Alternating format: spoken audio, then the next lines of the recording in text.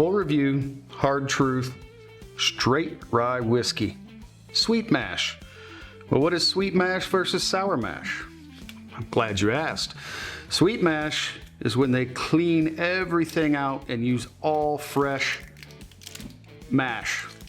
Nothing left over from the mash before. Sour mash is when they bring in a little bit of the mash from before it so they can keep their yeast strain and all their flavors a little more consistent.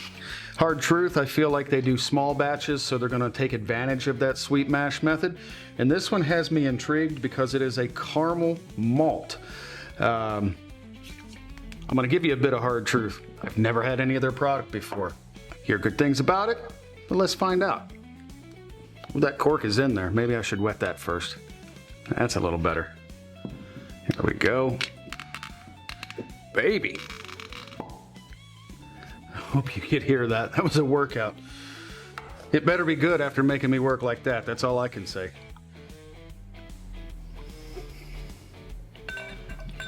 So rye whiskeys can be a little polarizing because they do bring flavors and spices that bourbon drinkers sometimes are not very accustomed to.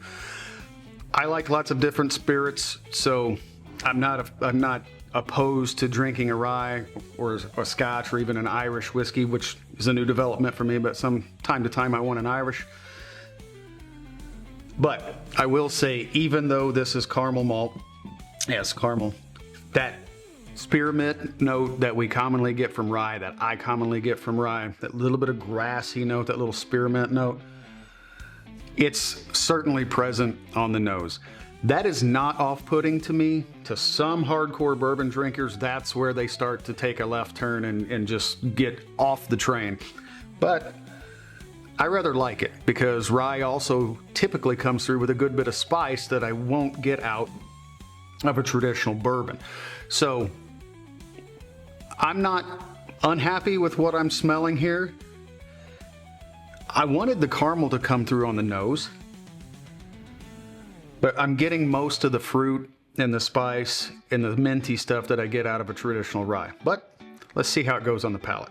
Cheers. It's spicy up front, typical rye. Not unpleasant at all. Finishing much drier than I expected. What is the proof on this? I didn't even read the proof.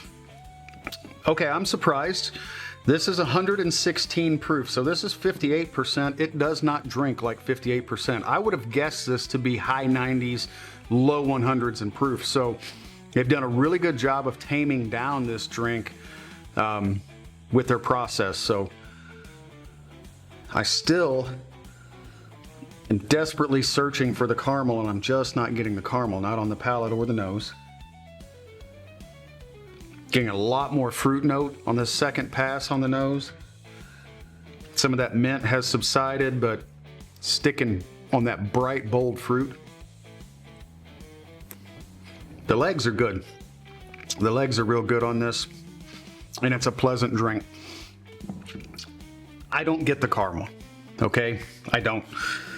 Maybe it's me, maybe it's my palate. We're not the same. I think this is okay. I think I could make this a weekly sipper. You get a little bit of a hug. It sets up. You get a lot of fruit note and a lot of that rye spice. But it does drink below its proof, which is going to be important for some people. Do I think this is a gateway rye where people from the hardcore bourbon drinkers are going to have a drink of this and they're going to say, wow, this is the one that made me like a rye? No, I don't think so. I think this is a rye drinker's rye. But again, you know, not every bottle is for everybody. So cheers, guys. If you've enjoyed this content, you can find more on YouTube, Instagram, and TikTok.